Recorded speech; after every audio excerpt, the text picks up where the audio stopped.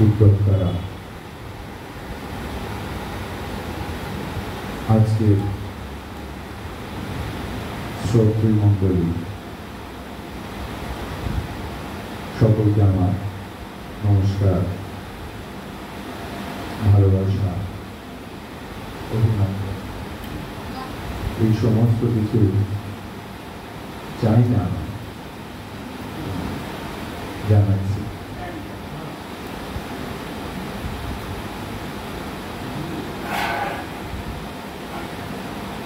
আমার পরম বান্ধব দীপঙ্করবাবু অসুস্থ, তো তাকে দেখতে পাচ্ছি না। তিনি বড় ভরসা স্বরূপ আমার কাছে, তিনি লাইভে দেখছেন। তাকে আমার শ্রদ্ধা, বিনম্র নমস্কার, ভালোবাসা।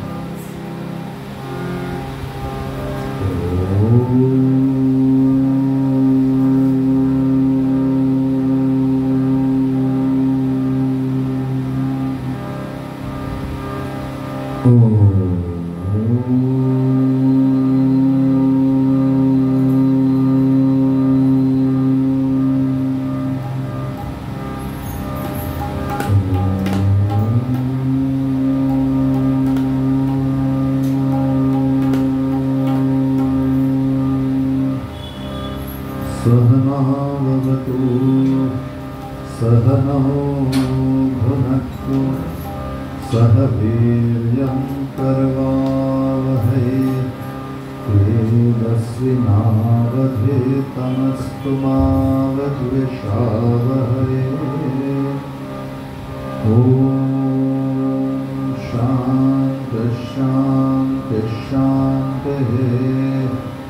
हरि ओम श्री गुरुभ्यो नमः।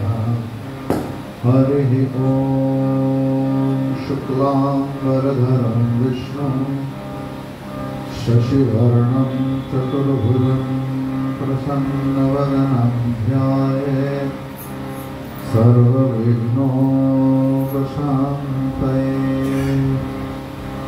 सरस्वती नमस्तुभ्यं वरदे कामरूपिणे। विद्यारम्भं करिष्यामि सिद्धिर्भवतु मे सदा।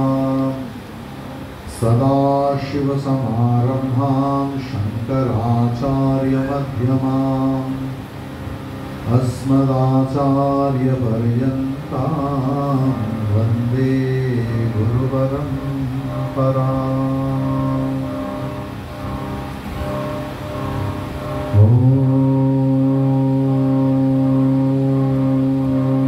सच्चिदानन्दरूपाय विश्वोत्पत्त्यादिहेतवे तापत्रयविनाशाय श्रीकृष्णाय वयं नमः।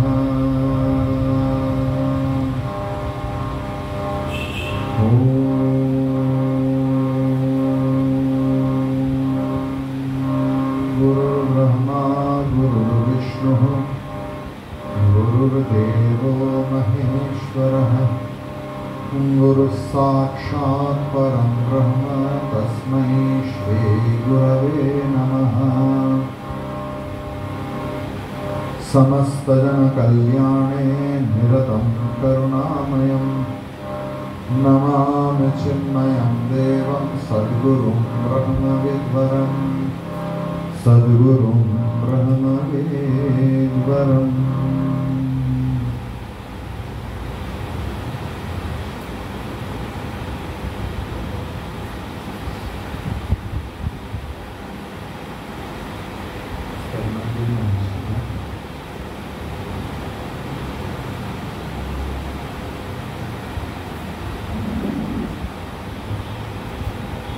আজকের বিষয় গুরুতত্ত্ব।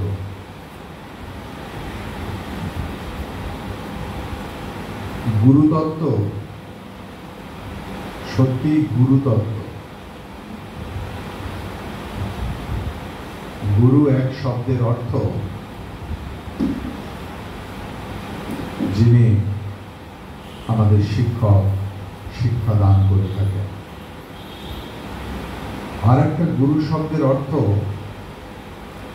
ভারী।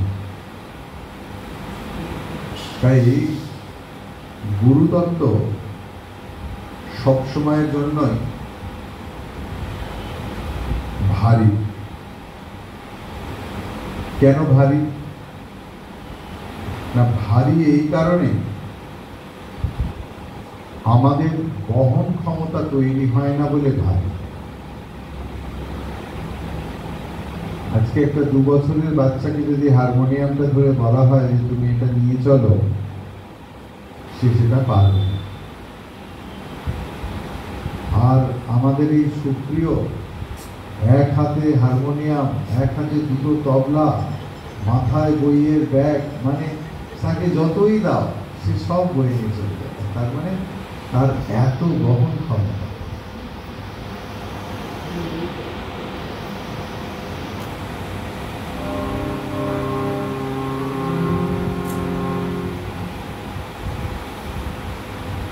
গুরুতত্ত্ব যার মনের মধ্যে এই গুরুর ভাব এসেছে, গুরুতত্ত্ব জেনেছে, তার পক্ষে গুরুতত্ত্ব বলা বড় কঠিন। স্বামী বিবেকানন্দ এক জায়গায় বলছেন, সবাই যখন তাকে বলেন যে আচ্ছা আপনি এত কথা বলেন অথচ আপনার গুরুদেব স্বামী শ্রীরামকৃষ্ণের কথা কিছু বলেন না কেন? তো উনি প্রায় ভাবাবিষ্ট হয়ে বলছেন যে আমি এক গণ্ডূষে সমুদ্র পান করে নিতে পারি,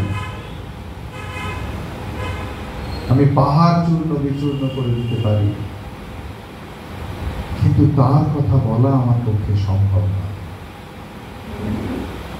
যে স্বামী বিবেকানন্দ তার এত কাজ, যে 10টা ভলিউম লেগেছে সেটা শেষ করতে, সারাটা জীবন ধরে এত কথা বলেছেন, এত তত্ত্ব আলোচনা করেছেন, অথচ যখনই তার সেই অজ পারাগে অক্ষর জ্ঞান শূন্য প্রায় গুরুর কথা জিজ্ঞাসা করা হয়েছে, তার মুখ বন্ধ হয়ে গেছে। গুরুতত্ত্ব অনুভূতির বিষয়, অনুভবের বিষয়, মুখে বলার বিষয় নয়। কিন্তু যখন বলতে এসছি তখন কিছু তো বলতে হবে। সেই জায়গা থেকে অনুভূতির কথা চেষ্টা করব বলার। গুরু কৃপায় আমিও সত্যি সত্যি গুরুতত্ত্ব যা অনুভব তার কথা হয়তো বলতে পারবো না, তাই কিছু বইয়ের সাহায্য নেব, না হলে হয়তো আমিও সেই কথা বলতে বলতে হারিয়ে যাব। আমার একাধিক গুরু, প্রত্যেকের কাছে আমি চিরকৃতজ্ঞ। তাদের এত অপার ভালোবাসা এবং কৃপায় আজ আমি এখানে।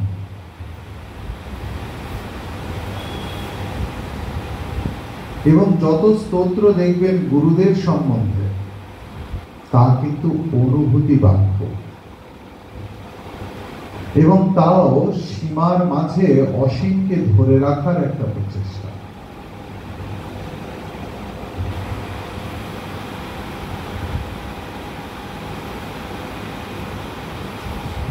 ধরুন একটা খুব বিখ্যাত গান আছে, শ্রীরামকৃষ্ণ দশকম।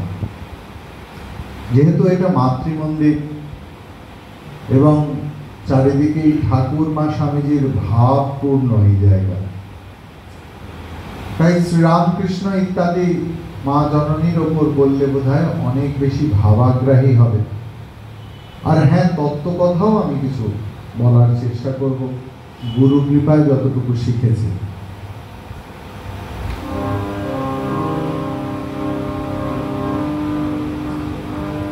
ব্রহ্মরূপমাদিমধ্য शेष सर्वभाषकम्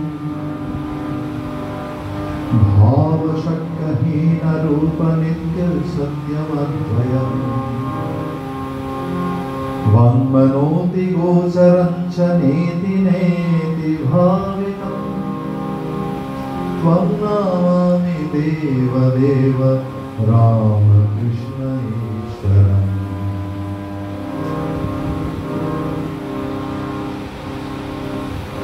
ब्रह्म रूपम आदि, অরূপ থেকে রূপ, অব্যক্ত থেকে ব্যক্ত, সবটাই আমার গুরু। গুরু ছাড়া কোনো পথে গতি নেই। আপনি যে পথে এগোতে যাবেন, কার্তিক বাবু এসছেন, পাহাড়ের কথা মনে করে যান। যদি পাহাড়ে উঠতে যান, আপনার গুরু লাগবে। এইসব বলতে বলতে রাজা মহারাজ তো বলেই ফেললেন যে যে লোকটা ভালো চোর হতে চায় তারও একটা গুরু লাগবে। আর এখানে তো আমরা অনন্তত্বকে জানবো, নিজেকে জানবো। গুরু, আধ্যাত্মিক পথের গুরু আমাদের কাছে এত বেশি উপযোগী কেন? না, তিনি একমাত্র যিনি আমাদের উৎসের দিকে নিয়ে যান। অর্থাৎ আমরা ডালপালা, গাছ, ফুল, ফল নিয়ে রিসার্চ করছি, বহু কিছু বার করছি। তো গুরু বলছেন যে দেখ, এই সব কিছু বেঁচে আছে মূলের জন্য। যদি মূলটি কেটে নেওয়া হয় তাহলে আর গাছও নেই, পাতাও নেই, ফুলও নেই, ফলও। একমাত্র আধ্যাত্মিক গুরু যিনি আমার দৃষ্টি ফিরিয়ে দেন। ঠিক এখানেও দেখুন কৃতজ্ঞতা। ব্রহ্মরূপমাদি মধ্য শেষ সর্বভাষকম ব্রহ্ম বৃহত্তমত্বাদিতি ব্রহ্ম। যা ব্রহ্ম তাকে কি আমরা কল্পনা করতে পারি? যা বৃহৎ। আপনি কি আকাশকে কল্পনা করতে পারেন? যাদের কোনো একটা সময় সৌভাগ্য বা দুর্ভাগ্য হয়েছে বিমানে চড়ার, তারা বুঝতে পেরেছেন যে আকাশ কি বস্তু। সেই আকাশ অনন্তকে এখন কোনো যদি পেন্টার যান, তিনি তো ক্যানভাসে সেই অত বড় আকাশকেই একটা ছোট্ট ক্যানভাসে পেইন্ট করার চেষ্টা করবে। আর আমাদের হাতে এখন সকলেই আমরা ক্যামেরাম্যান। সুতরাং আমরা ওই অনন্তকে সীমার মাঝে ধরার চেষ্টা করছি। তো সেটাই হচ্ছে ব্রহ্মরূপ। আর তিনি কেমন? না, যার আদিও নেই, অন্তও নেই। তাহলে যার আদি নেই, যার অন্ত নেই, তাহলে অ্যাকর্ডিং টু দ্য লজিক তার মাঝখানের অংশটুকুও তো নেই।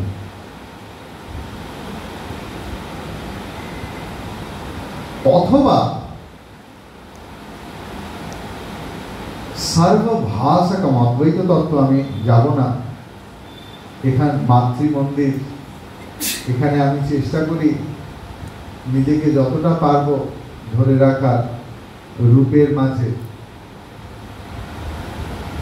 ভাবশক্যহীন রূপ নিত্য সত্যমাত্রয়ম। আমি কেন বলছি? আমরা যতই অদ্বৈত বেদান্তকে ভাবি যে আমি রূপের লোক, অরূপের কথা শুনবো না, বলবো না,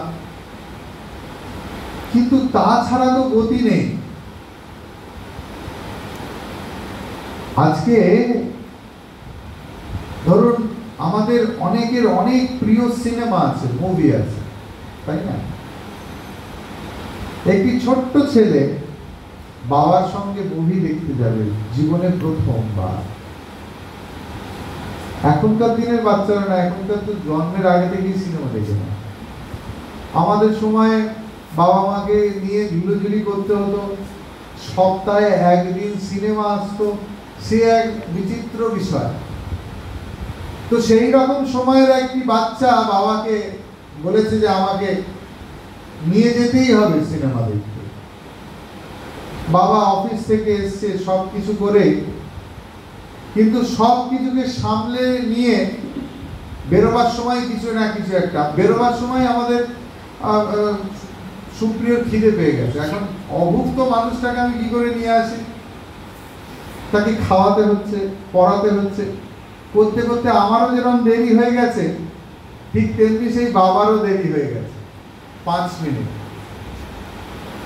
আর সেই সিনেমা ছিল অ্যাকশন থ্রিলার, গুলি চলছে, আগুন লাগিয়ে দিচ্ছে, বৃষ্টি পড়ছে, আর বাচ্চাটি কেঁদে কেঁদে উঠছে।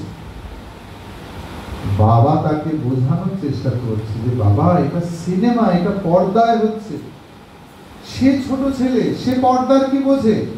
সে তো দেখছে গুলি চলছে, সে দেখছে যে ডাইনোসর হাঁ করে ফেলেছে। ইন দ্য মিন টাইম সেখানে একটা ইন্টারমিশন হয়েছে। যখন চারিদিকে আলো জ্বলে গেছে, দেখছে সাদা পর্দা ফুটে উঠছে।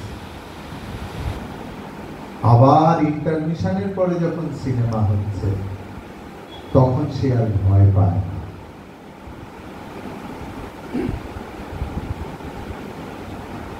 বাবা অর্থাৎ আমাদের গুরু, যিনি আমাদের এই ভবরঙ্গমঞ্চের আধারকে চিনিয়ে দেন। জগৎকে আমাদের ভয় করে কেন? না, জগৎ তত্ত্বকে চিনতে পারে না। মুখোশ পরা মানুষটাকে তখনই ভয় করে যতক্ষণ না চিনতে পারি যে আমার মামা বা আমার দাদু আমাকে ভয় দেখানোর জন্য এই মুখোশটি পরে আছে। আসলে তো আমার পরম প্রিয়, আমার আত্মীয়, সে আমাকে সারপ্রাইজ করার জন্য।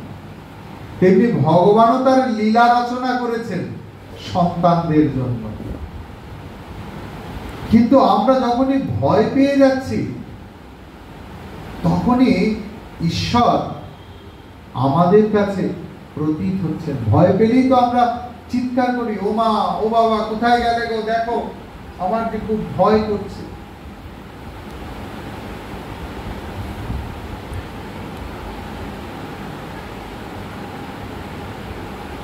ধর্মের রহস্য বোঝান গুরু। সারা ভারতবর্ষ ঘুরে দেখবেন, ধর্ম, ধর্মীয় ব্যক্তিত্ব, গুরু একটা অদ্ভুত ধারণা তৈরি হয়ে আছে। কেউ একজন হয়তো কাঁটার ওপর শুয়ে আছে, আমরা প্রচার করতে শুরু করলাম যে সে বিরাট বড় মহাত্মা।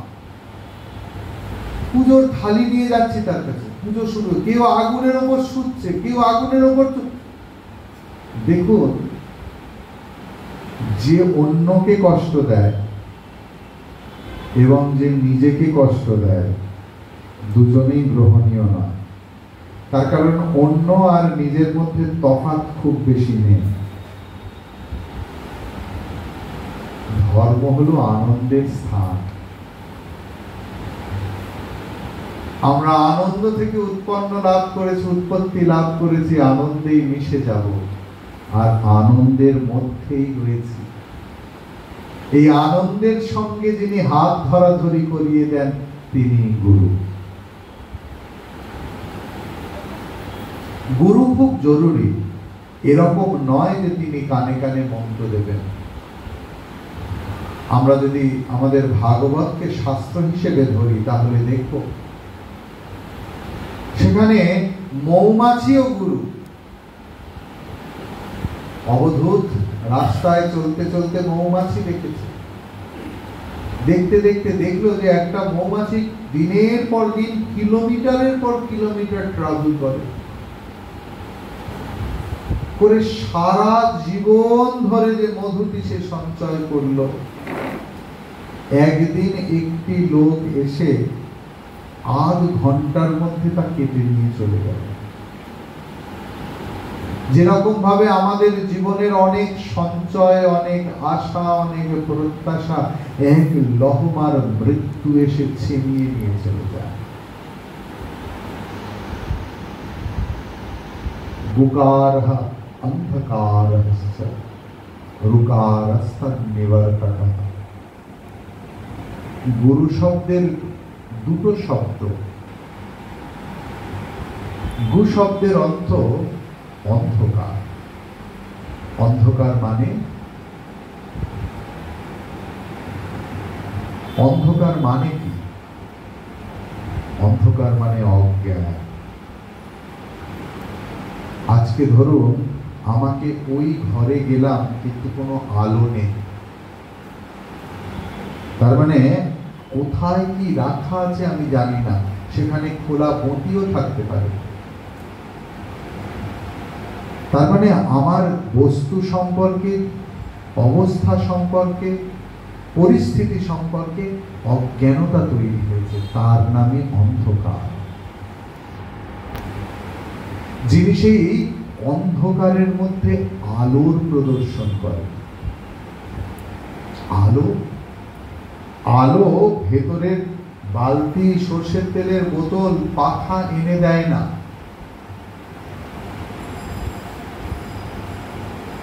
আলো শুধু জানিয়ে দেয় ওখানে বটি খোলা আছে, ওখানে ফলের ট্রে আছে, ওখানে বালতি আছে, তুমি এইভাবে এইভাবে গেলে ওই দিকের পেছন দিকে যেতে পারবে। অর্থাৎ গুরু বা গুরুতত্ত্ব হলো সেই তত্ত্ব যা আমাদের জীবনের সত্যতাকে উপলব্ধি করা, যেটা যা সেটাকে সেইভাবেই চিনতে শেখায়। তাই হলো গুরুতত্ত্ব। অর্থাৎ এটা এই, ওটা ওই। আসুন একটা গান শুনি।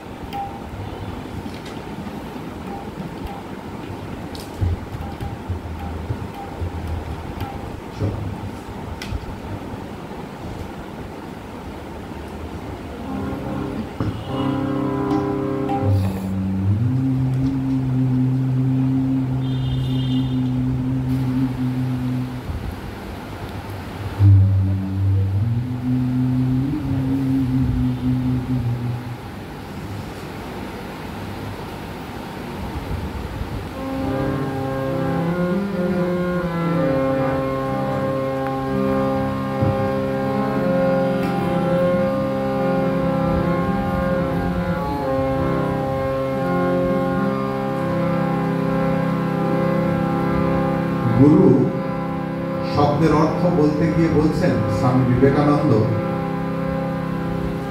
he is Love personified, প্রেমের প্রতিমূর্তি।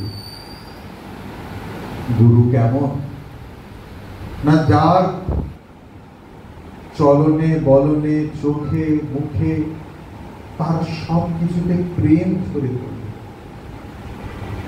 এমনকি তার বকুনিতেও প্রেম ঝরে পড়বে।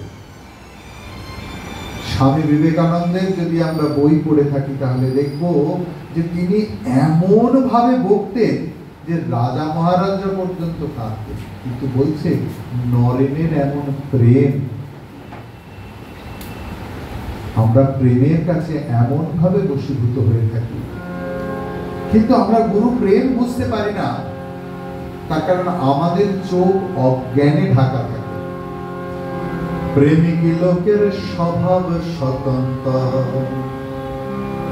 ওরে প্রেমিক লোকের স্বভাব স্বতন্ত্র, প্রেমিক লোকের স্বভাব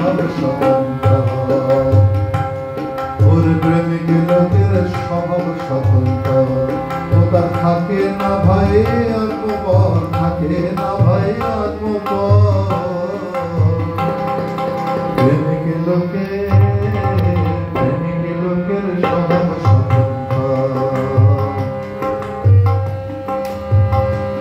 প্রেমিক এমনি রত্নধন,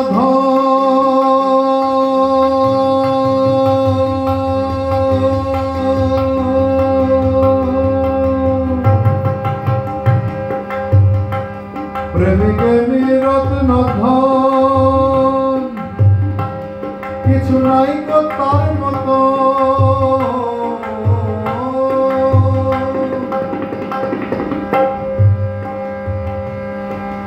যারা জীবনে গুরু তত্ত্বকে বিশ্বাস করেছেন,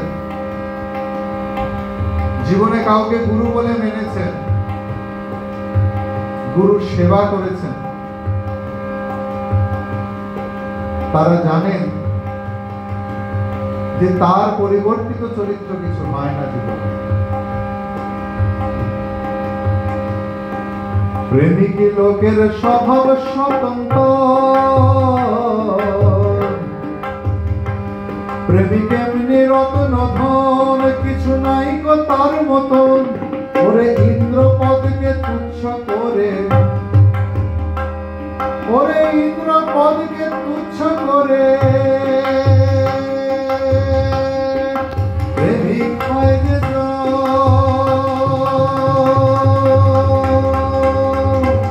সে হাস্য মুখে সদাই থাকে, সে হাস্য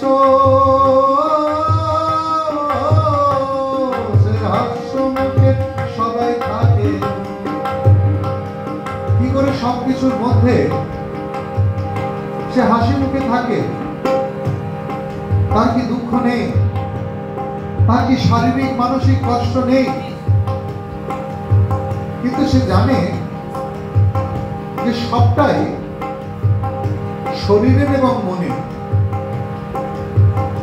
তার অন্তর্তত্ত্ব আলাদা। ও সে হাস্য মুখে সদাই থাকে, ও তার হৃদয় জুড়ে সুধাকর। প্রেমিক লোকের স্বভাব স্বতন্ত্র,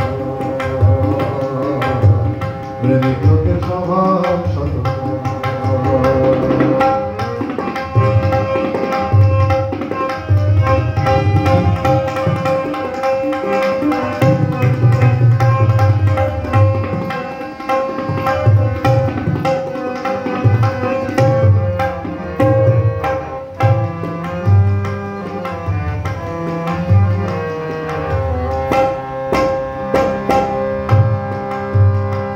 প্রেমিক চায় না কো জাতি, সব কিন্তু গুরুদত্ত। প্রেমিক চায় না কো জাতি, আর চায় না সুখ্যাতি। প্রেমিক চায় না কো জাতি, প্রেমিক চায় না সুখ্যাতি। ভাবে হৃদয় পূর্ণ হয় না ক্ষুণ্ণ, আর সর্বদাই হৃদয় পূর্ণ হয়ে থাকে ভাবেতে, ঈশ্বরীয় ভাবে, প্রেমের ভাবে, অনন্তত্বের ভাবে সে সদা পূর্ণ ও ভাবপূর্ণ। ভাবে হৃদয় পূর্ণ হয় না ক্ষুণ্ণ, কখন? রটলে যখন অখ্যাতি। ও তার হস্তগত সুখের চাবি থাকবে কেন অন্য ডর?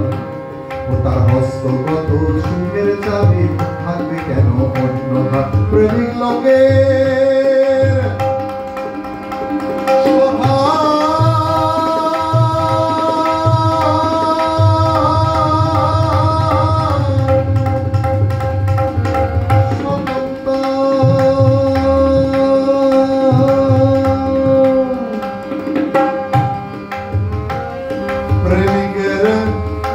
চালটাকে আনা,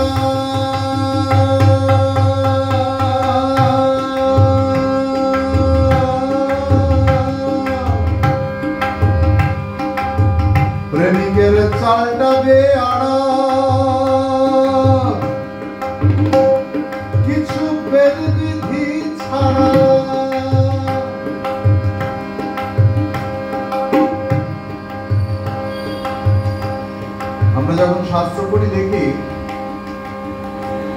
উপলব্ধিবান পুরুষের জন্য কোনো নিয়ম নেই। যদিও তিনি বেনিয়ম হন না, তার কারণে সমাজের বিধি নিয়মের নিষেধের মধ্যে তারাই আছে যাদের সুখ দুঃখের হিসেব আছে, যাদের ভালো মন্দের হিসেব আছে, যাদের মান অভিমানের হিসেব আছে। কোনো একটা সময় ভারতবর্ষে খুব এমন গুরুত্বপূর্ণ অবস্থা তৈরি হয় কিছু বছর আগে, কয়েক দশক আগে। তখন ভারতের তৎকালীন প্রধানমন্ত্রী আদেশ দেন যে ঋষিকেশে যত সাধু আছে সব জেলে পুড়ে দাও। জেলে পুড়ে দেওয়া হলো। তিনি খবর নিচ্ছেন মাঝে মাঝে যে সাধুরা কি করছে, হাঙ্গামা হুমকি করছে কিনা। বলছি না না, একদম নিয়মিত সেই 4:30 ওঠে আর সৎসঙ্গ করে, খায় দেয়। কিছুদিন পরে তার হুঁশ এলো, বলে সাধুদের মুক্ত করে দাও। সাধুরা যেতে চায় না, দেখছে জেলে এত সুখ, এখানে তো ভিক্ষে করতে যেতে হচ্ছে না, সৎসঙ্গ করার সুন্দর ব্যবস্থা, এত বর্ষা, এত রোদ, এত কিছুর মধ্যে কোনো সমস্যা নেই, সময়ে খাওয়াটুকু পেয়ে যাচ্ছে আর ভগবানের নাম করছে নিরন্তর। তাই তাদের কাছে আমরা সাধারণ মানুষ ভাবি, বাবা জেলে যাব, কি সাংঘাতিক বিষয়।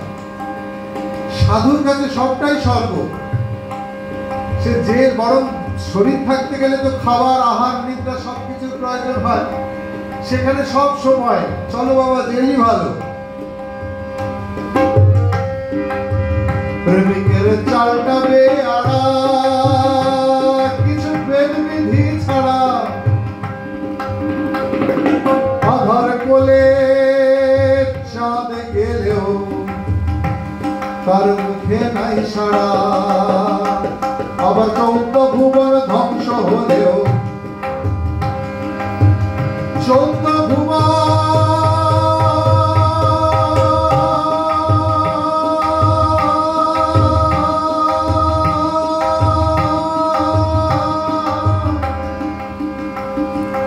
ধ্বংস হলেও সে আসমানেতে বানায় ঘর। প্রেমিক লোকের স্বভাব স্বতন্ত্র,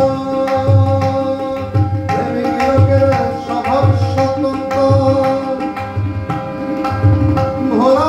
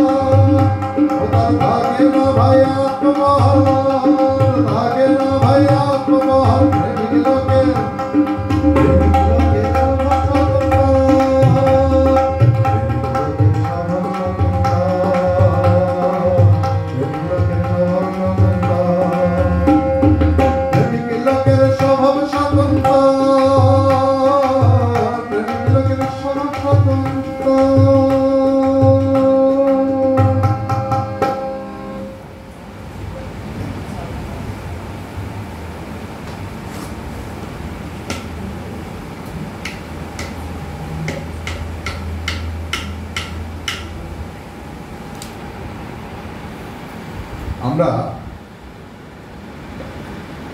যদি গুরু স্তোত্রমে ফিরে যাই, খুব বিখ্যাত স্তোত্র, আমরা অনেকেই হয়তো তার অংশ বিশেষ জানি। তাহলে প্রথমটা কি বলছে গুরু স্তোত্রে? যারা যারা জানেন আমার সঙ্গে চ্যান্ট করতে পারেন। অখণ্ড মণ্ডলাকারম व्याप्तं येन चराचरं तत्पदं दर्शितं येन तस्मै श्री गुरवे नमः। अखंड मंडलाकारं व्याप्तं येन चराचरं। কিভাবে সম্ভব? আমার গুরু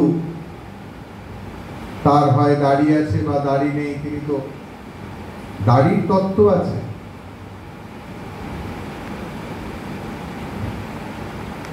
শ্রীচাঁদজি গুরু নানকজির ছেলে, তিনি রামদাসজির সঙ্গে দেখা করতে গেছেন। তিনি রাজা শ্রীচাঁদজি। তিনি যখন রথ ছেড়ে নেমে এসছেন গুরু দর্শনের জন্য, হঠাৎ করে চমকে গেলেন। দেখছেন, আরে এ তো আমার বাবা দাঁড়িয়ে আছে। অনেকক্ষণ ধরে হাউ হাউ করে কাঁদছে। রামদাস বুঝতে পেরেছে তার কারণ গুরুকে কিভাবে নিতে হয় জীবনে। না, ত্বমেব মাতা চ পিতা ত্বমেব, তুমি আমার মা, তুমি আমার বাবা। এই তত্ত্ব ধরেই কিন্তু আমরা এখানে গুরু স্তোত্রে আসবো। হ্যাঁ, ত্বমেব মাতা চ পিতা ত্বমেব, ত্বমেব বন্ধুশ্চ সখা ত্বমেব, ত্বমেব বিদ্যা দ্রবিণম ত্বমেব, ত্বমেব সর্বম মম দেব দেব। গুরু তিনি, যিনি একই আধারে আমার জন্মদাত্রী।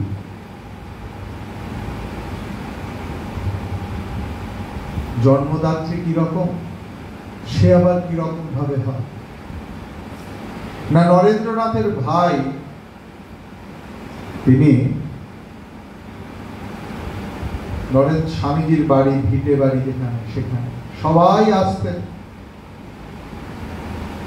যে স্বামী বিবেকানন্দের কি রকম জন্ম, কোথায় জন্ম হয়েছে, কি বৃত্তান্ত। ভাইকে পেয়েছেন, স্বামীজি তো 39 বছরের শরীর শান্ত হয়ে গেছে। রামকৃষ্ণ সংঘের কোন এক বরিষ্ঠ সন্ন্যাসী, যিনি খুব বড় বিখ্যাত সাধু হন, তিনিও সবার মতো গেছেন। তারও দেখার খুব ইচ্ছে যে স্বামী বিবেকানন্দের জন্ম কোথায় হয়েছে। অন্যান্য সাধুদের থেকে শুনে গেছেন যে ভূপেন্দ্রনাথ খুব মেজাজি লোক, কিন্তু তাই চেষ্টা করে কথা বলার পরেও যখন এই প্রশ্ন করেছেন, তখন ভূপেন্দ্রনাথ বলছেন, দেখো এইখানে এসো, এইখানে উনি জন্মেছেন, এইখানে উনি মলমূত্র ত্যাগ করতেন, এখানে মুখ ধুতেন, এখানে খেতেন। এরা যখন বলতে শুরু করলেন, সেই বিদগ্ধ, অথচ তখনও ব্রহ্মচারী বা সবে সন্ন্যাসী হয়েছে, তিনি বুঝতে পারলেন যে ভূপেন্দ্রনাথ মজা করছে। জিজ্ঞেস করে বসলেন যে গুরুর সম্বন্ধে এমন রসিকতা কেন? ভূপেন্দ্রনাথ উত্তর করলেন, রসিকতা তো আমি করিনি, রসিকতা করেছো তো তুমি। কেন না, এই স্থান নরেন্দ্রনাথ দত্তের জন্মস্থান। স্বামী বিবেকানন্দের জন্মস্থান দেখতে গেলে তোমাকে দক্ষিণেশ্বরে যেতে হবে। শ্রীরামকৃষ্ণ তার মা, স্বামী বিবেকানন্দের আসল মা শ্রীরামকৃষ্ণ। নরেন্দ্রনাথ দত্তের মা ভুবনেশ্বরী দেবী। ত্বমেব মাতা। তিনি তিল তিল করে তৈরি করেছেন তাকে। জানানে নরেন, একবার গিয়ে বল না মাকে তোর এত কষ্ট। আবার বলছেন তুই তো আমার মাকে মানিস না, তাই তিনি তোর কথাও শোনেন না। দিনের পর দিন উনি আসছেন, আর তখনকার দিনের আধুনিক শিক্ষায় শিক্ষিত নরেন্দ্রনাথ বুঝতে পারছেন কেউ যেন তাকে মাটির কাদার তালের মতো রোজ চমকাচ্ছে, আর বারবার বলছেন ওই নিরক্ষর মানুষটির কাছে কিছুতেই মাথা নোয়াব না। এইরকম আভ্যন্তরীণ সংঘাত বিক্ষোভের মাধ্যমে আকরিক থেকে সোনা বেরিয়ে এসেছে। তবে আকরিক বুঝতেও পারে, আবার সবকিছুতে অ্যালাও করেছেন। যখন মনে হয়েছে নরেন্দ্রনাথের যে এই বুড়ো লোকটার কাছ থেকে আর পাওয়ার কিছু নেই, চলে গেছেন বুদ্ধ গয়ায় ধ্যান করতে, আর ভাবছেন সেই বুদ্ধদেবের মতো যে হয় আত্মজ্ঞান নয় শরীর লাভ, শরীর ত্যাগ। তখন শ্রীরামকৃষ্ণ ক্যান্সার রোগে আক্রান্ত, ফিরে এসছেন, কথা বলতে পারছেন না, এমনি করে আঙুল দেখাচ্ছেন যে কিরে কিছু পাসনি তো, তারপরে দেখাচ্ছেন এইখানে সব পাবি। ত্বমেব মাতা চ পিতা ত্বমেব,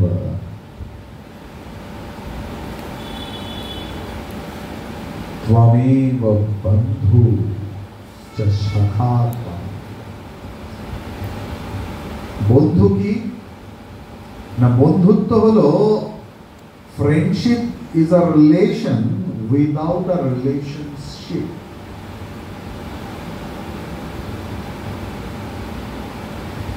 ভগবান যাদেরকে রক্তের সম্পর্ক দিয়ে পাঠিয়ে দিতে পারেননি তাদেরকেই ভগবান বন্ধু হিসেবে পাঠিয়ে দেন, নয় কি?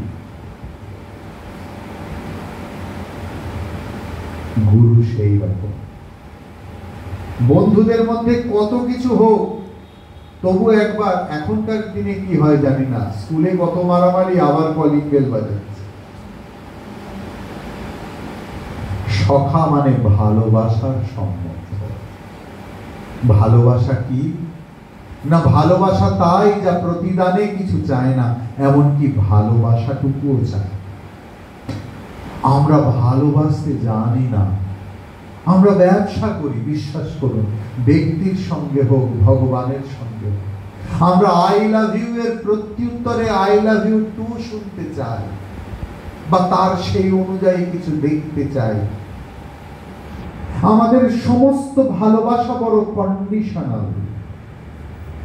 সে পিতা পুত্র হোক, সন্তান সন্ততি হোক, স্বামী স্ত্রী হোক, আই লাভ ইউ বা বাবা তোকে কত ভালোবাসি, তা যেন অনেক শর্ত সাপেক্ষ।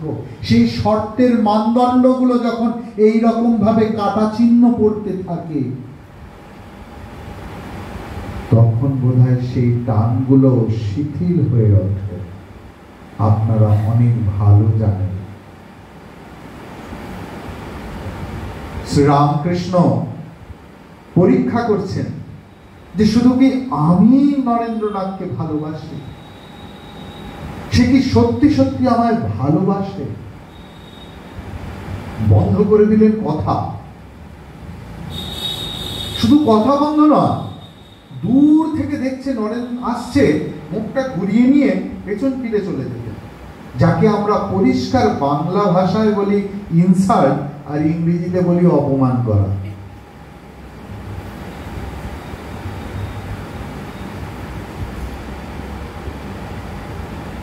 প্রেমিকের কাছে সবাই হেরে যায়, জানেন? শ্রীরামকৃষ্ণকেও হারতে হয়েছিল নরেন্দ্রনাথের কাছে। অধৈর্য হয়ে গেল।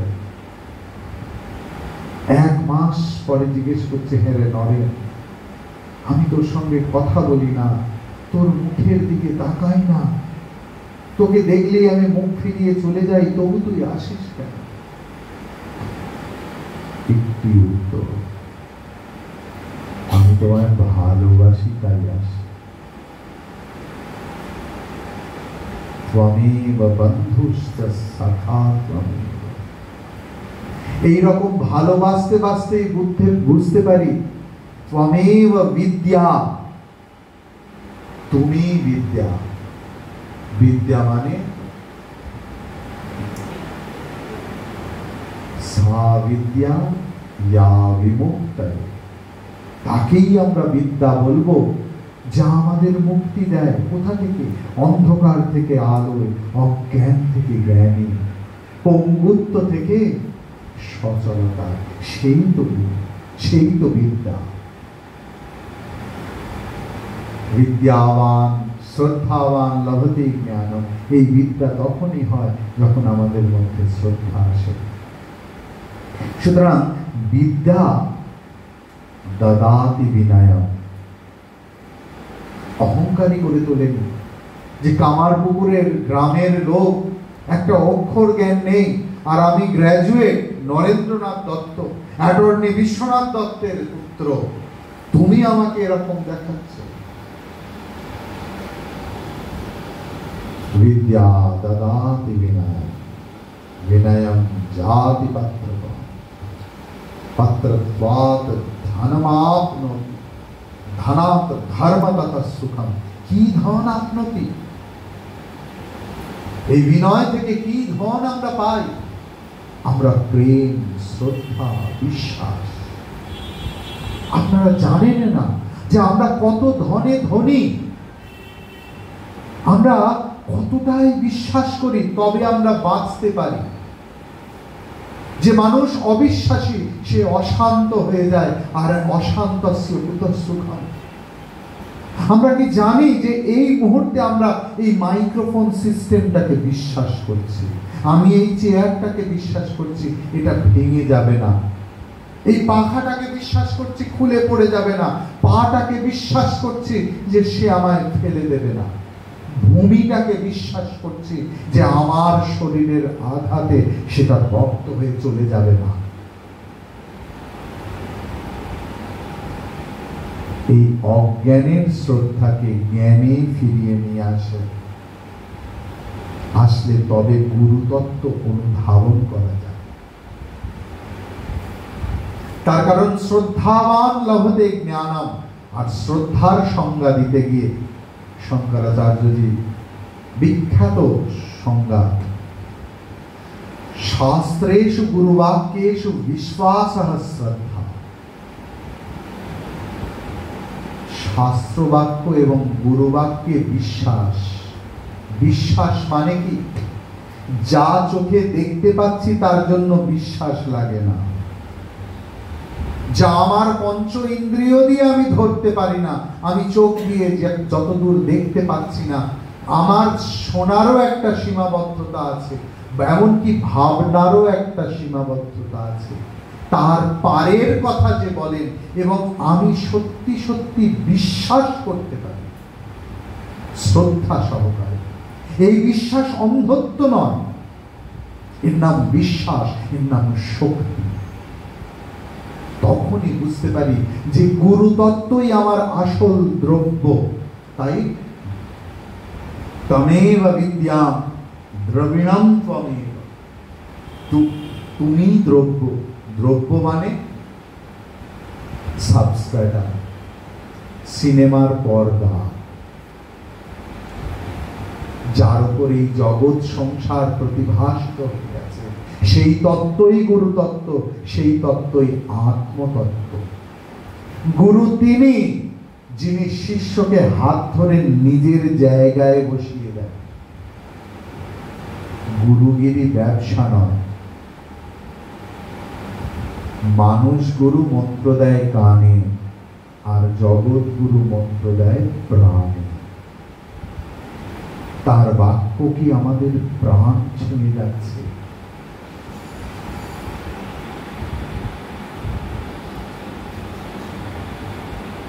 অজ্ঞান তিমিরান্ধস্য জ্ঞানাঞ্জন শলাকায়া। ধর্ম জগতে এলে কি হয় না, গুরু হচ্ছেন চোখের ডাক্তার। তিনি কি করেন? অজ্ঞান তিমিরান্ধস্য, চোখে অন্ধকার দেখছি, তিনি একটা শলাকা দিয়ে অন্ধকার তুলে দিচ্ছেন। কিসের আমার অন্ধকার? না অজ্ঞানের অন্ধকার, আর তিনি জ্ঞানের শলাকা দিয়ে খুলে দিচ্ছেন। তাই আমার আধ্যাত্মিক জগৎ মানে আই কারেকশন। আই মানে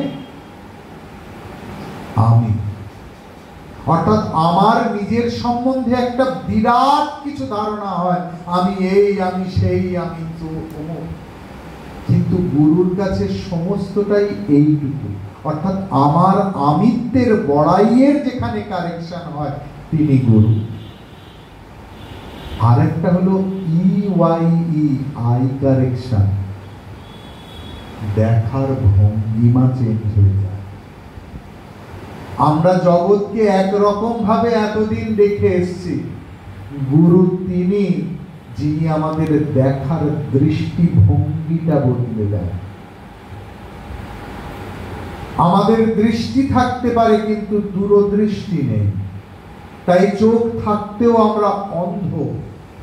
অথচ দেখুন সুরদাসজি, যিনি জন্মান্ধ ছিলেন, তার গান আজ এত 100 বছর পরেও মানুষ গাইছে, পড়ছে, অনুধাবন করছে, অর্থাৎ অন্তর্দৃষ্টি ছিল। গুরু আমাদের অন্তর্দৃষ্টি দিয়ে দেন। গুরুর ব্রহ্মা, গুরুই আমাকে তৈরি করেন, অর্থাৎ ত্বমেব মাতা। গুরুর বিষ্ণু, বিষ্ণু হলেন পালন কর্তা, ত্বমেব পিতা। গুরুর দেব মহেশ্বর, গুরু প্রহার করেন। রুদ্র রূপে মহেশ্বরের নাম আর এক নাম রুদ্র। রুদ্রাভিষেক হচ্ছে না শ্রাবণ মাসে? এই রুদ্র শব্দের অর্থ কি? রোদয়াতি ইতি রুদ্র, যিনি দরকার পড়লে কাঁদিয়ে ছাড়েন। কাঁদানোর সময় তিনি কার্পণ্য বোধ করেন না। আবার রোদাতি ইতি রুদ্র, যিনি ভক্তের সঙ্গে সমব্যথী হয়ে একসঙ্গে কাঁদেন, তিনি রুদ্র। গুরু তত্ত্ব সেই। আমরা যখন দেখতাম যে শ্রী শ্রী মায়ের কাছে কেউ তার দুঃখের কথা বলতে এসছে, মা হাউ হাউ করে কাঁদছেন তার সঙ্গে, তবেই না তিনি জগৎ জননী হয়েছেন। আবার রোদয়তি, সেটাতেও ছাড়ছেন না। স্বামী, বিখ্যাত স্বামীজি, তিনি বিশাল স্কুলে হেডমাস্টার মশাই ছিলেন। ছেলেদের খুব ভালোবাসতেন, খুব। এবং শিব জ্ঞানে জীব সেবা এখনো সাধুরা বলেন যে ওনাকে অনুকরণীয়, শুধু অনুসরণীয় না। এহেন মানুষ একদিনে রেগে গেছেন, আর রেগে গিয়ে কি করবেন, সামনে ছাতার পাট ছিল, সেইটা দিয়ে দুম দুম দুম দুম দুম দুম করে প্রহার করেছেন। করে শ্রীরামকৃষ্ণের দিকে হাউ হাউ করে কাঁদতে কাঁদতে বলছেন, ঠাকুর আজ তোমায় ছাতা দিয়ে পুজো করলাম। রোদয়তি ইতি রুদ্রঃ, গুরুর ব্রহ্মা গুরুর বিষ্ণু গুরুর দেব মহেশ্বর। অর্থাৎ গুরু আমাদের শাসন কর্তা, আর শাসন করা তারই সাজে সোহাগ করে।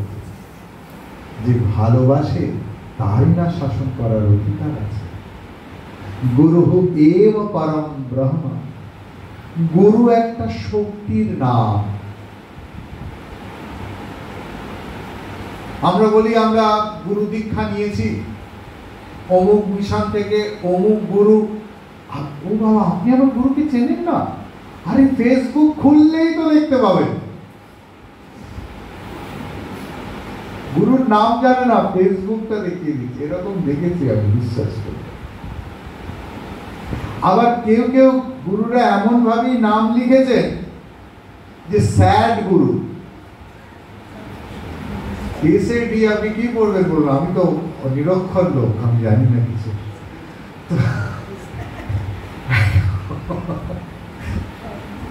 বিষয় হচ্ছে, দেখুন, গুরু তত্ত্ব, গুরু আবিষ্কৃত হন, গুরু প্রতিভাত হন। আমরা গুরু সিলেক্ট করার যোগ্য নই। গুরুকে বিচার করার যোগ্যতা অর্জন করার জন্য আমাদের তো সেই ওপরে যেতে হবে, না হলে তো বিচারে ভুল হয়ে যাবে। তাহলে তিনি আসবেন কি করে? না, আমার শিষ্যত্বের গভীরতায় তিনি আসবেন। আমরা গুরু খুঁজতে ব্যস্ত। এরকম প্রশ্ন রাত দিন, আচ্ছা কে গুরু বলুন তো, তিনি কি এইসব করেন? আজব আজব প্রশ্ন। যারা লোক খাটান তারা জানেন, যারা খুব অযাচিত প্রশ্ন করে কাজের আগে, তারা কেউ কাজ করে না। এটা কি করে হবে? আচ্ছা এটা করলে এরকম হয়ে যাবে না তো? আরে ভাই, কাজটা তো শুরু কর। গুরুতত্ত্বের ক্ষেত্রেও তাই। তারা সবসময় গুরুকে আতশকাঁচ দিয়ে বাঁচতে, নিজেরটা বিচার করা হয় না। আমরা গুরুর গুরুত্ব খোঁজার আগে যদি নিজেদের মধ্যে শিষ্যত্বকে বাড়িয়ে তুলতে পারি, তাহলে গুরুর গুরুত্ব আমাদের কাছে প্রতিভাত হয়ে যায়। সদাশিব সমারম্ভা শঙ্করাচার্য মধ্যমাম अस्मद आचार्य पर्यंताम वंदे गुरु परंपरा। ঈশ্বরই একমাত্র গুরু। তিনি গুরু রূপে প্রত্যেকের মধ্যে বসে আছেন। অন্তরে স্থিত্বা ইয়ামায়তি ইহ সহ অন্তর্যামী গুরু। নিজেদের অন্তরে থেকে যিনি আমাদের পরিচালনা করছেন, তিনি গুরু। চিনতে পারি না কেন? তার কারণ দরজাগুলো সব বন্ধ করে রেখেছি। আমাদের মধ্যে 6টা দরজা, আর চাবি কোথায় রেখেছি ভুলে গেছি। প্রথমেই কামের দরজা, তারপরেই ক্রোধ, তারপরেই লোভ, তারপরেই মোহ, তারপরেই মদ, তারপরে মাৎসর্য। এই এতগুলো দরজা দিয়ে সেই অনন্ত তত্ত্বকে বেঁধে রেখেছি। তাই তো আমি চিনতে পারি না। আর গুরুর কাছে মাস্টার কি আছে? আপনারা এয়ারপোর্টে গিয়ে দেখেছেন কখনো কখনো? ওদের কোনো সন্দেহ হলেই ট্রলি ব্যাগ, ওদের কাছে একটা মাস্টার কি থাকে, যেটা দিয়ে সমস্ত সুটকেস খুলে যাবে। সে যে কোম্পানিরই হোক। ঠিক তেমনি আমরা যে যত তালা দিয়েই বন্ধ করে রাখি, গুরু কৃপা করে এসে তার মাস্টার কি দিয়ে সমস্ত তালাগুলো খুলে দেন, দিয়ে হৃদয়ের দ্বার উন্মুক্ত করে দেন। তিনিই গুরু। তাহলে বোঝা গেল, গুরুর ব্রহ্মা, গুরুর বিষ্ণু, গুরুর দেব মহেশ্বর, গুরু সাক্ষাৎ পরম ব্রহ্ম, অর্থাৎ সদাশিব সমারম্ভা। তিনি কিভাবে প্রকাশিত হবেন? এখানেই আমাদের সনাতন ধর্মের বৈশিষ্ট্য, বৈচিত্র্য এবং সৌন্দর্য। যে অপার অনন্ত সমুদ্র, যার পরিমাপ করা যায় না, সেও কিন্তু আন্টার্কটিকা অঞ্চলে হিমশৈলে পরিণত হয়। ঠিক তেমনি ভক্তের ভক্তি হিমে অনন্ত সাম্রাজ্য ব্রহ্ম, তিনি সীমাবদ্ধ গুরুর শরীরে আসেন আমাকে কৃপা করতে। অর্থাৎ গুরুরেব, গুরু সাক্ষাৎ পরম ব্রহ্ম, যিনি আমাকে কৃপা করতে মনুষ্য শরীর ধারণ করে এসেছেন, তিনি গুরু। সেই শ্রীগুরুর চরণে আমি প্রণাম নিবেদন করি। আসুন আমরা একটা গান শুনি।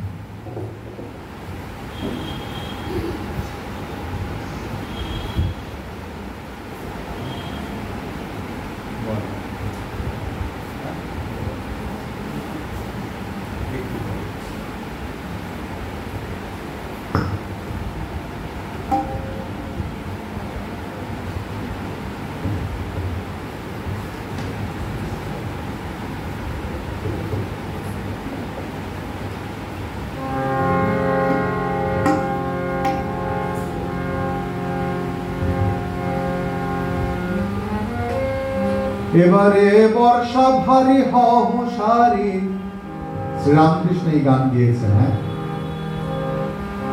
এবারে বর্ষা ভারী হংসারী,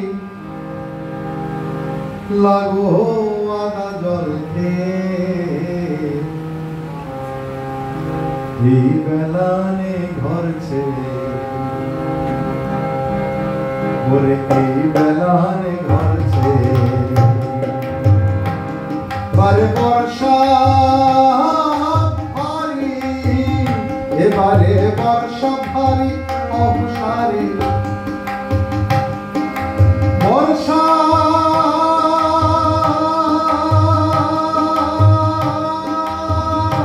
ভারী, বারে বর্ষা হারি ভবসারী, ভোগ লাগো আর জলতে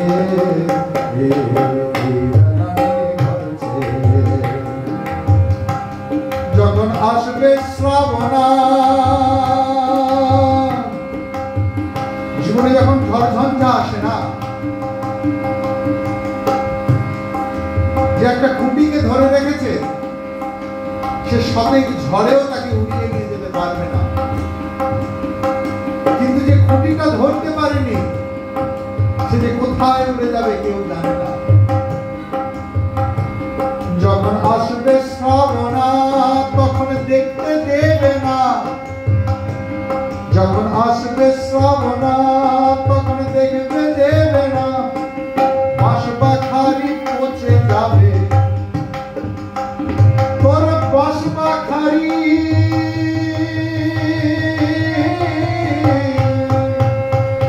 তোর বাঁশবাখারি পচে যাবে, ঘর ছাড় হবে না। ওরে এই বেলানে, এই বেলানে, ওরে এই বেলানে ঘর ছেড়ে,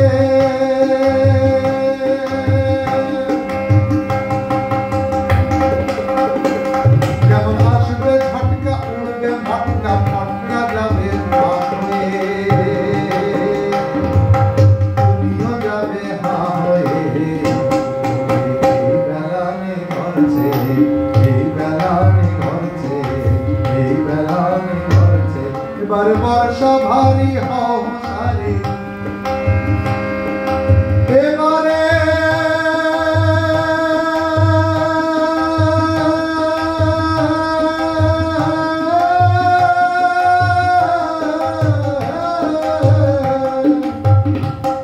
এবারে বর্ষা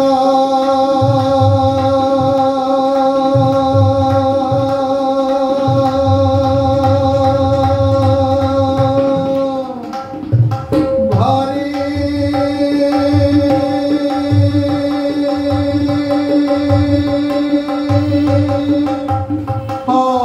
হংসারী,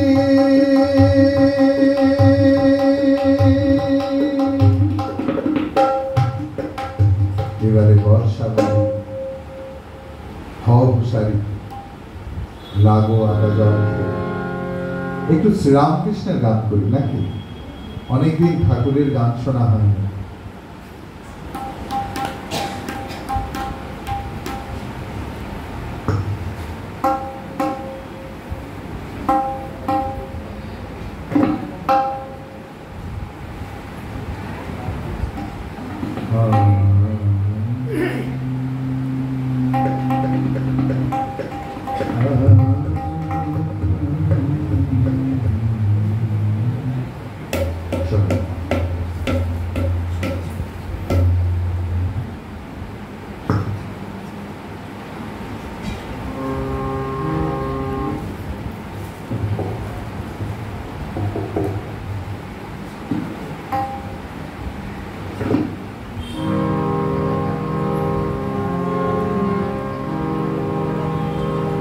বিবেক চূড়ামণি তো অনেক শ্লোক আছে বুঝলেন, যেখানে গুরু চিনব কি করে তার কিছু ইন্ডিকেশন আছে।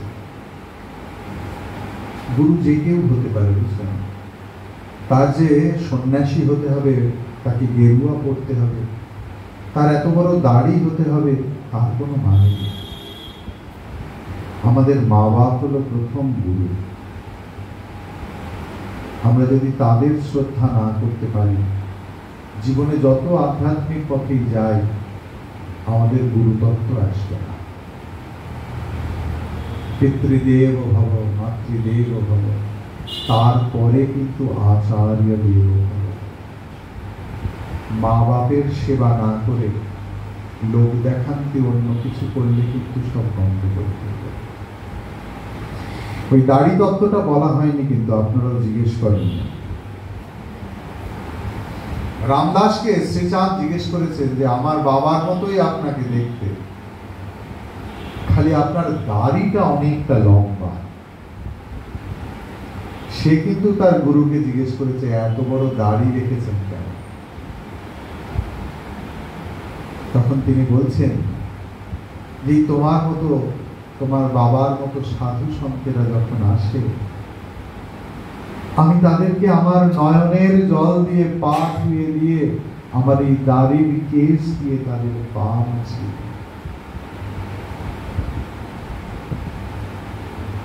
সেই মানুষগুলোর জীবনের প্রত্যেকটা ঘটনা, প্রত্যেকটা চারিত্রিক দিক শিক্ষণীয়। যার কাছে গেলে জানবেন আপনার মন শান্ত হয়ে গেছে, মনের মধ্যে একটা অপার শান্তি অনুভব করবেন, জানবেন যে গুরুতত্ত্ব প্রতিভাত হয়েছে সেখানে। আসুন, সবাই মুখ দেখাচ্ছে, মানে বাড়ি আমার যে ছেলেটি সেও আমাকে বারবার দেখছে। তারপর আমাকে যিনি এনেছেন সারথি, তাকে বলেছিলাম 8:15, তিনি ওখান থেকে এখানে এসেছেন, এখান থেকে এখানে, যে স্বামীজি ভুলে যায়নি তো, 8:25 হয়ে গেছে।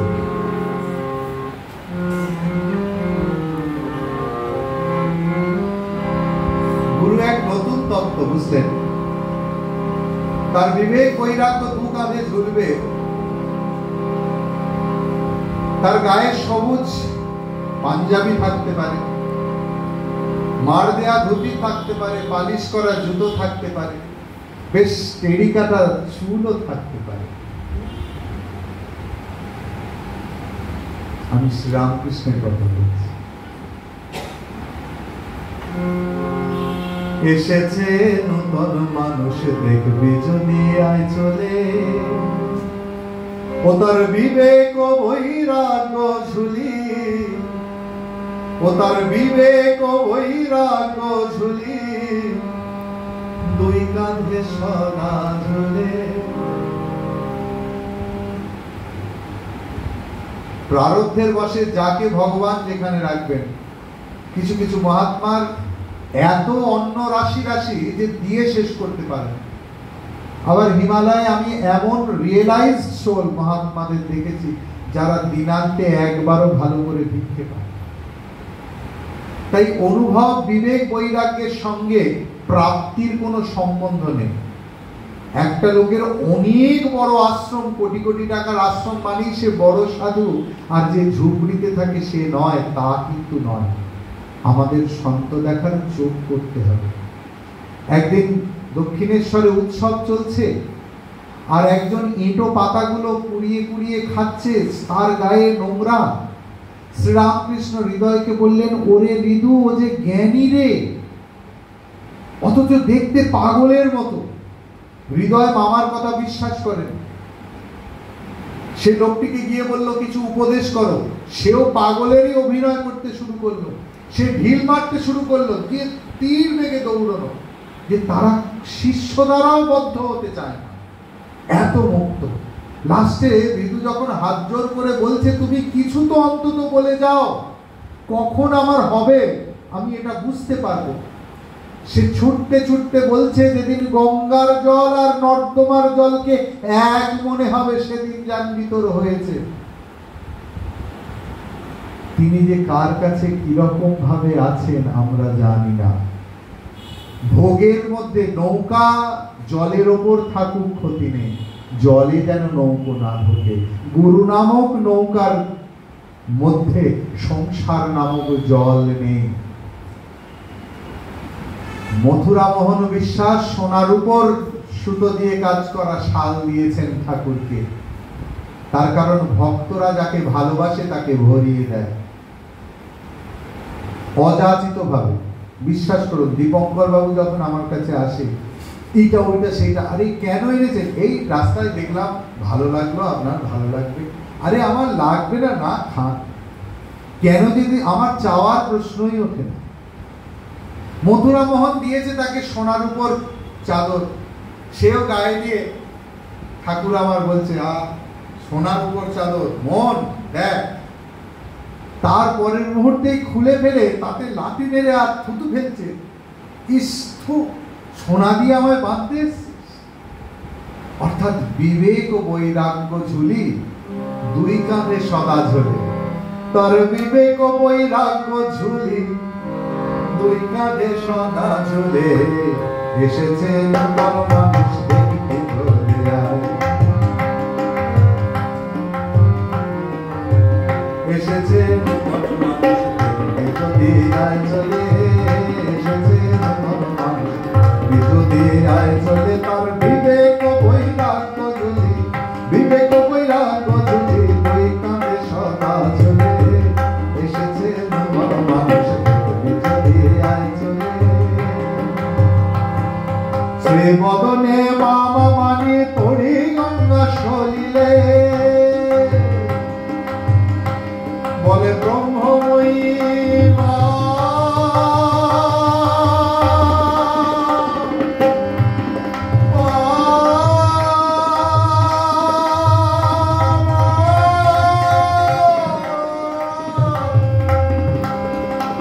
বলি ব্রহ্মময়ী গেল মালিক, বলি ব্রহ্মময়ী গেল মাদিন, দেখা তো নাহি দিলে, এসেছে মানুষ দেখতে যদি আয় চলে, এসেছে মানুষ দেখতে যদি আয় চলে। তোদের তরে কৃপা করে বসে আছে বিরলে, ওরে দু বাহু তুলিয়ে ডাকে, আয় রে তোরা আয় চলে।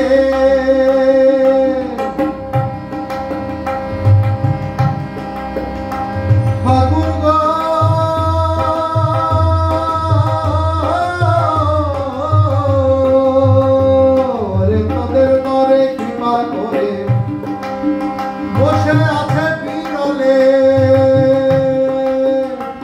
আর যতন করি পারের তরি, আর যতন করি পারের তরি, বেঁধেছে ভবের মূলে। ও এসেছে নতুন মানুষ দেখতে ঝুলিয়া, এসেছে নতুন মানুষ দেখতে ঝুলিয়া, এসেছে নতুন মানুষ দেখতে ঝুলিয়া। पूर्णमदः पूर्णमिदं पूर्णात् पूर्णमुदच्यते पूर्णस्य पूर्णमादाय पूर्णमेवावशिष्यते। ॐ शान्ति शान्ति शान्तिः। हरिः ॐ श्री गुरुभ्यो नमः। हरिः ॐ। সকলকে আমার আন্তরিক নমস্কার, প্রীতি, ভালোবাসা, শুভেচ্ছা, অভিনন্দন জানাই। সবার ভালো হোক, সবার মঙ্গল হোক, সবার মধ্যে গুরুতত্ত্ব প্রতিভাসিত হোক, এই প্রার্থনা করি শ্রী গুরুর শ্রীচরণে। ধন্যবাদ।